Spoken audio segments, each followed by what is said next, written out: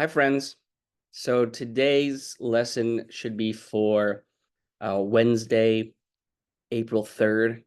And as you see on the screen, today we're going to be looking at a letter from Birmingham jail, which I know most of you, if not all of you, have read for English class, uh, either in AP English or in some way. So I know that you're coming in with some kind of familiarity with this document already, but this is our last and final um, required document for our class. Okay. So today we're going to take a look at this document. You should have this handout already,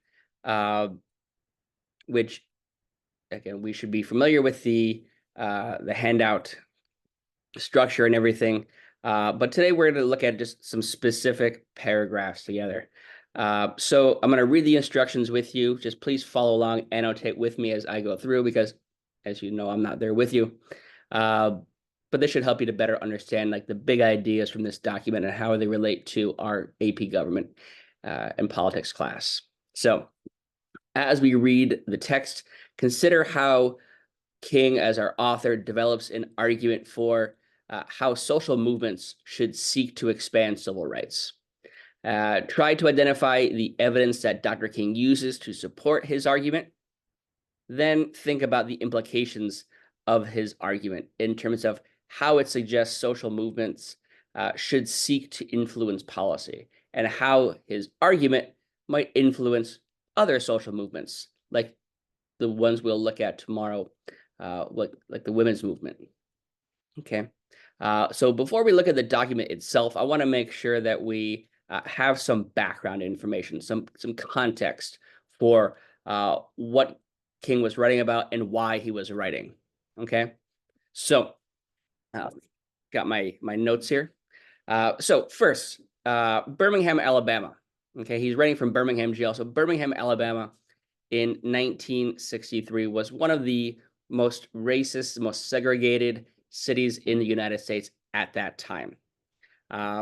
For example, although the city's population was almost 350,000 people, 60% was white, 40% was black.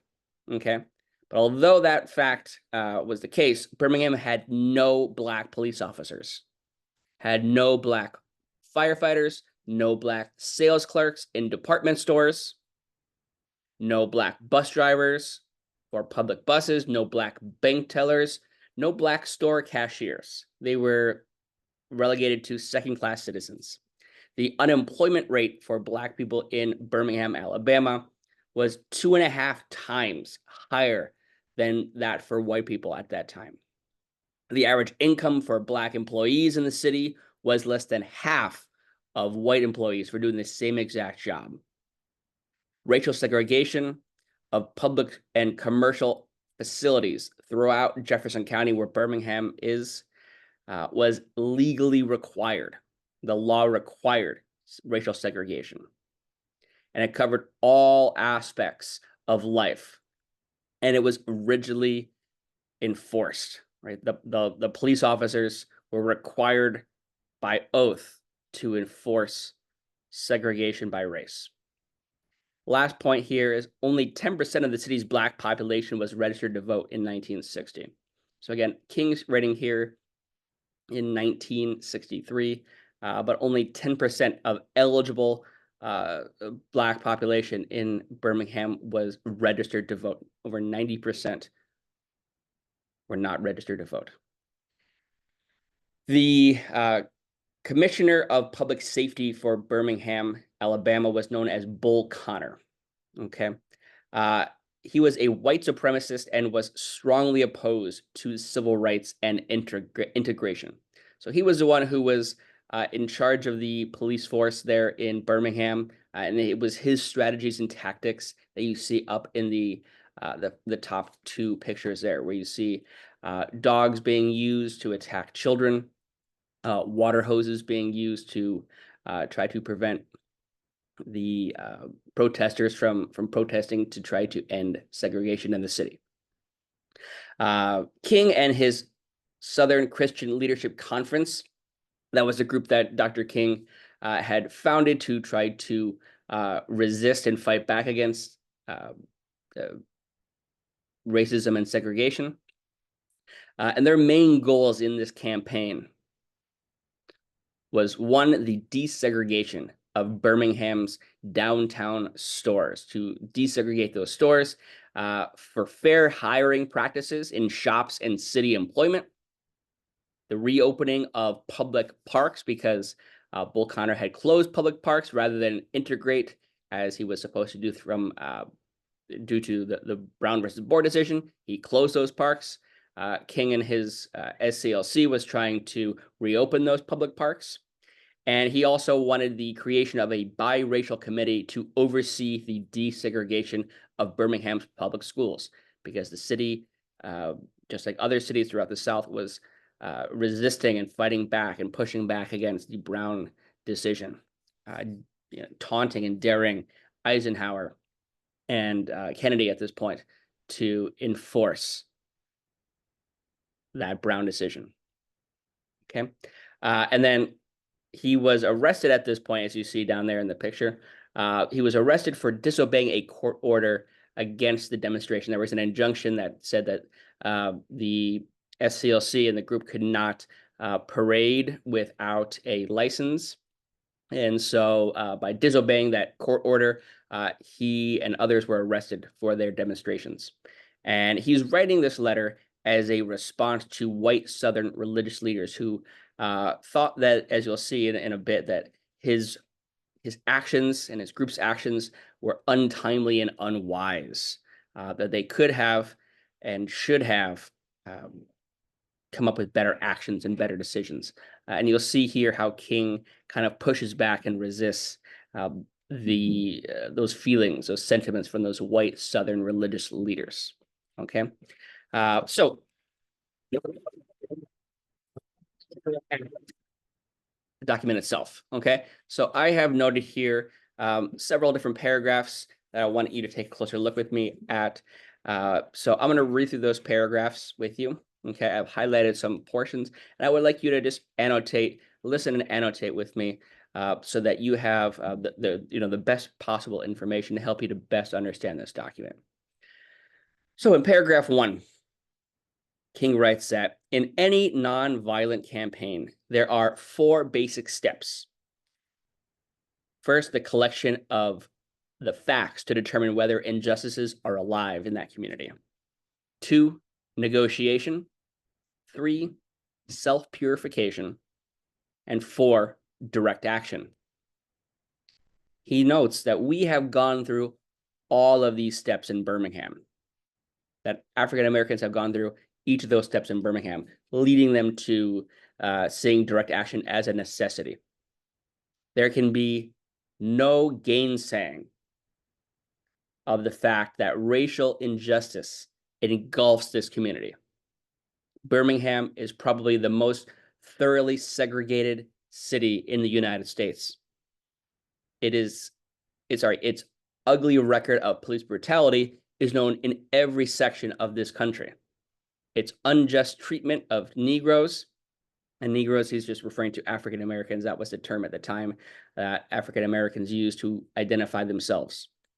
So he says, its unjust treatment of Negroes in the courts is a notorious reality. There have been more unsolved bombings of Negro homes and churches in Birmingham than in any other city in this nation. These are hard, brutal, and unbelievable facts. On the basis of them, Negro leaders sought to negotiate with the city's fathers. But the political leaders consistently refused to engage in good faith negotiation to try to end segregation in the city. So what I want you to understand from this paragraph is that we see King, just like in the Declaration of Independence, Dr. King provides a list of facts, a list of grievances, a list of issues and problems. Okay. For the framers and the founding fathers, those problems, those who wrote the Declaration of Independence, right? The issue was taxes, that the king hadn't listened to them, had ignored their requests. The Boston Port Act, many issues. Here we see the same kind of list, right? Same list of grievances and complaints that really justified the protests against racism. So just like Jefferson and the founding fathers said that they gave a list of complaints and reasons for their actions, here we're saying King do the same exact thing, just like in the Declaration of Independence. So I want you to see that connection there. Okay. Okay. Paragraph number 2. So let's continue on together. King writes, then came the opportunity last September to talk with some of the leaders of the economic community in Birmingham.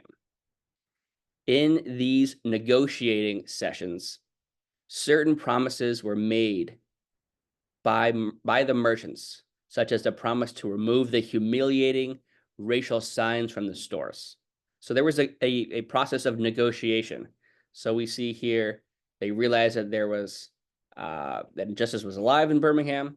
They began a process of negotiation with the city members, the merchants, to try to remove those racial signs, white-only signs.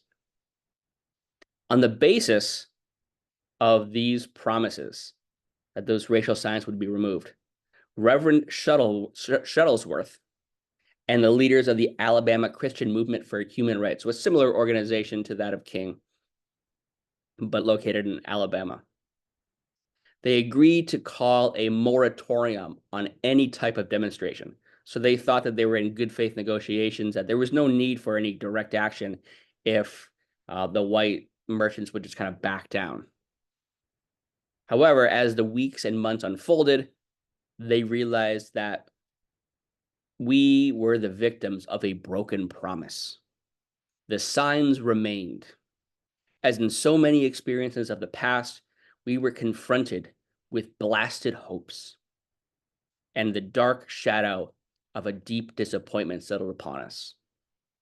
So we had no alternative except that of preparing for direct action. And make sure that we note this, what direct action means, okay? Direct action, whereby we would present our very bodies as a means of laying our case before the conscience of the local and national community. So they're going to use their bodies as a way of demonstrating the injustices. They're going to use direct action. Okay. For King, that was a form of non-violent protest. Okay, non-violent protest. And we see here an example of that direct action, that the African Americans were willing to break the law, commit acts of civil disobedience, be arrested as a way of proving their point, especially when, like we see up here, actions that kind of through the images themselves, press images, right? That the African American community invited the press there, that the images of injustice that we see in those pictures demonstrate the immorality of the law, and the law needs to be changed. That was the whole purpose of the direct action campaign that King initiated. Okay, so hopefully we're okay there with paragraph 2. And pause me at any point. Let's jump forward here to paragraph 3. And this reminder from me, which slide are we at? We're at slide 6. Okay. So King writes, we are not unmindful of the difficulties involved. So we decided to go through a process of step 3, self-purification. We started having workshops on nonviolence and repeatedly asked ourselves the questions: are you able to accept blows without retaliating? And are you able to endure the ordeals of jail? We decided to set our direct action program around the Easter season, realizing that, with exception of Christmas, this was the largest shopping period of the year. So the SCLC and the nonviolent movement, they're intentionally hitting the merchants where it hurts, in their pocketbooks, right? They know that the direct action campaign will hurt them economically, and that hopefully will get the attention of those merchants to remove those signs and end the segregation in these stores. He continues saying, knowing that a strong economic withdrawal program would be the byproduct of direct action, we felt that this was the best time to bring pressure on merchants for the needed changes. So this was all intentional. This was not done at a moment's haste. This was all intentional, planned out. Then it occurred to us that the March election was ahead. And so we speedily decided to postpone action until after Election Day. So again, everything was intentional with a purpose. When we discovered that Mr. Connor, Bull Connor, was in the runoff, so he still had a chance to win his election for, what do we say it was? Commissioner of Public Safety for the city of Birmingham. When it was discovered that he was in the runoff, we decided again to postpone action so that the demonstration could not be used to cloud the issues. At this time, we agreed to begin our nonviolent witness the day after the runoff.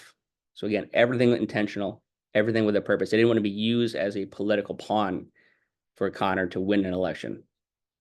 They waited. And we see here examples of the protesters, the demonstrators, going through that process of self-purification. Okay, so that they were ready, that they were prepared, that they practiced engaging in experiences, I guess we could say, experiences that they might experience when they are engaging in this direct action. We see here one man just blowing smoke in their face while they're sitting there quietly reading a book, again, using their body as a way to prove their point, okay, by non-violently just sitting there and not bothering anybody, but still violating the law. The African Americans were proving their point. Okay, let's jump forward. Paragraph number 4. Okay. King says that this reveals that we did not move irresponsibly into direct action. All of what we just saw, right, this process of self-purification, of planning everything and delaying with a purpose, this shows that they did not move irresponsibly, as the white Southern Christian leaders had written about. Okay, he says that we too wanted to see Mr. Connor defeated. Right? They didn't want this guy to win. So we went through the postponement after postponement to aid this community's need. After this, we felt that direct action could no longer be delayed. This was the time to strike. Okay. Paragraph 5. Hope you're staying with me. King says, you may, again, think about who he's writing to, right? Those white Christian leaders in the South. You may well ask, why direct action? Why sit-ins? Why marches and so forth? Isn't negotiation a better path? You are exactly right in your call for negotiation. Indeed, this is the purpose of direct action. Nonviolent direct action seeks to create such a crisis and establish such creative tension that a community that has consistently refused to negotiate is forced to confront the issue. They have no other choice but to confront the issue because the issue confronting them. It seeks so to dramatize the issue that it can no longer be ignored. I just referred to the creation of tension as a part of the work of the nonviolent resistor. This may sound rather shocking, but I must confess that I am not afraid of that word tension. I have earnestly worked and preached against violent tension, but there is a type of constructive, non-violent tension that is necessary for growth. Just as Socrates felt that it was necessary to create a tension in the mind so that individuals could rise from the bondage of myths and half-truths to the unfettered realm of creative analysis and objective appraisal, we must see the need of having nonviolent gadflies to create the kind of tension in society that will help men to rise from the dark depths of prejudice and racism to the majestic heights of understanding and brotherhood. So the purpose of direct action is to create a situation so crisis-packed that it will inevitably open the door to negotiation, open the eyes to those merchants or to whoever's resisting, open the doors to negotiation. They, for example, right, the merchants are not happy about losing money because of the direct action, and they're going to be more willing to negotiate. We return back to negotiation after the direct action. We therefore concur with you in your call for negotiation. Too long has our beloved Southern land been bogged down in the tragic attempt to live in monologue rather than dialogue, to have only one group communicate rather than having it go both ways.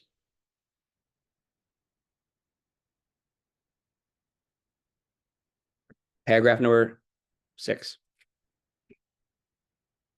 One of the basic points in your statement is that our acts are untimely. And that was a big argument that the white Southern Christian leaders had said, that acts were unwise and untimely. So King addresses that. Some have asked, why didn't you give the new administration time to act? Why act only the day after the election? The only answer that I can give to this inquiry is that the new administration must be prodded about as much as the outgoing one before it acts. We will be sadly mistaken if we feel that the election of Mr. Boutwell will bring the millennium to Birmingham, will change. He doesn't see that Boutwell is going to be any better than Connor. While Mr. Boutwell is much more articulate and gentle than Mr. Connor, his strategies are going to be a little bit better. He says they are both segregationists. They both are dedicated to the task of maintaining the status quo, of keeping things the exact same. The African-American community doesn't see any real change without direct action. The hope I see in Mr. Boutwell is that he will be reasonable enough to see the futility of massive resistance to desegregation. Hopefully, he will realize after direct action is taken that it's futile, it's pointless for the government to continue to resist the change for segregation to end. But he will not see this without pressure from the devotees of civil rights. My friends, I must say to you that we have not made a single gain in civil rights without determined legal and nonviolent pressure, just like we saw the other day when we looked at Brown versus Board. History is the long and tragic story of the fact that privileged groups seldom give up their privileges voluntarily. Think back to the Declaration of Independence. And the same points were being made. So a couple of things I want to make sure we understand here. First is moral responsibility. King here, he emphasizes the obligation of individuals to act against injustice. Right? He argues that waiting for change through legal means is insufficient. It's not enough. He highlights, therefore, the need for active participation in the democratic process. So in other words, he's saying we can't just sit idly by.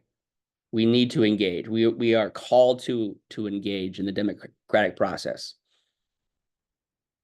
Secondly, nonviolent direct action, right? King advocates for nonviolent protest as a legitimate form of participation in democracy. He believes that civil disobedience, standing up against laws that you view as immoral and unjust, can effectively challenge unjust laws and stimulate a dialogue, that negotiation process that will then promote a more engaged citizenry. Okay, that citizens will become more engaged if they're able to engage in that dialogue. And by taking that direct action, by violating those laws intentionally, you're able to engage in that process. It's better to be part of that process than being an outsider looking in. And then 3, again, he emphasizes dialogue and negotiation. He stresses the importance of open communication between opposing sides. He believes that meaningful participation in democracy includes listening to diverse perspectives. So think back to which theory we're connecting there to. And engaging in constructive discussions.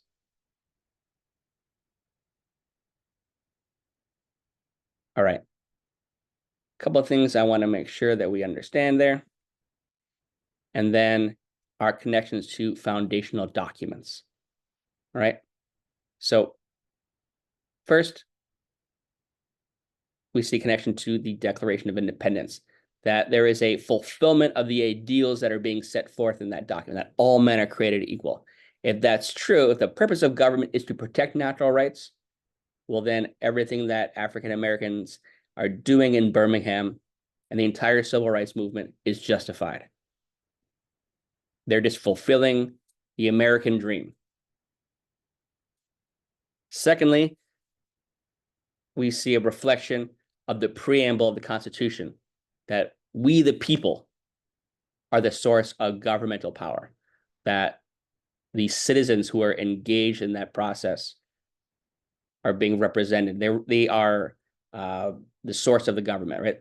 That the laws of the country are intended to protect all citizens, not just some, but not just white, not just black, but all citizens are intended to be protected.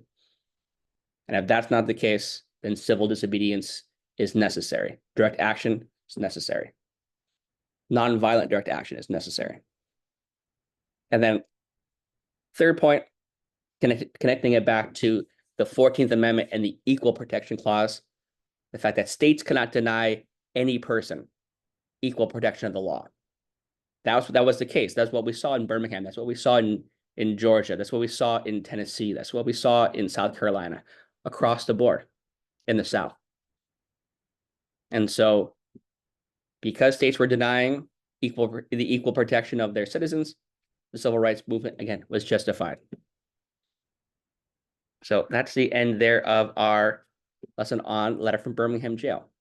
Okay, please make sure that you review those big points, summarize those main points at the top of your document so that you have in your own words, your understanding of King's ideas. Okay, we'll continue with looking at the women's movement tomorrow. I'll be back to see you afterwards on Tuesday. Thank you for your understanding, and I look forward to seeing you guys soon. See you later.